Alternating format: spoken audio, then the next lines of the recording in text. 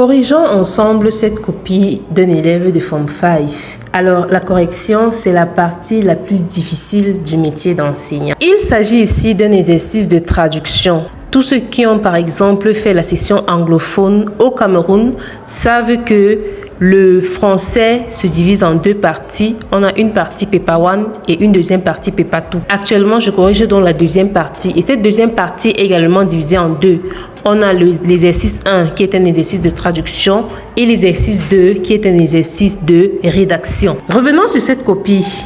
À chaque fois que je souligne, c'est pour signaler qu'il y a un souci. Quand j'entoure, c'est qu'il s'agit d'une faute flagrante. Je remarque qu'il y a beaucoup de fautes de grammaire et d'orthographe. Se rendre, par exemple, c'est un verbe à l'infinitif.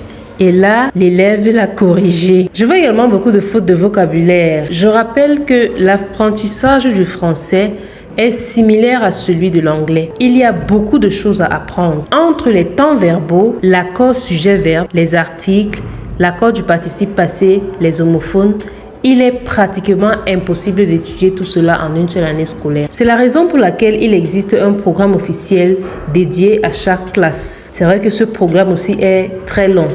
Mais là, c'est véritablement un autre débat. Donc, ce que j'attends de mes élèves dans cet exercice, c'est qu'ils me restituent toutes les connaissances qu'ils ont du français. Ça veut dire que tout ce qu'ils ont vu. On a par exemple, là, je vois embarquer. Alors, en français, on écrit toujours U après la lettre Q. Voilà, je vois également elles ont. Sachez que le son Z dans ils ont provient du S du pronom personnel il.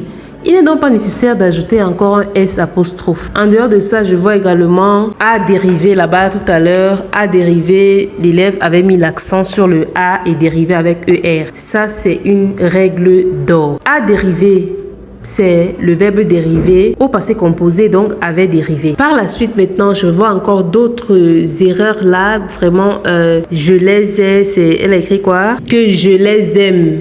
Les qui aiment, c'est j'ai. C'est comme si on disait j'aime. On ne peut donc pas écrire M avec ENT à la fin. Je ne corrige pas une copie sans laisser de remarques à la fin. Ces remarques permettent à l'élève de savoir les points sur lesquels il doit mettre beaucoup d'attention. C'est la fin de ce petit vlog. J'espère que vous avez aimé. Retrouvons-nous la prochaine fois. Bye bye.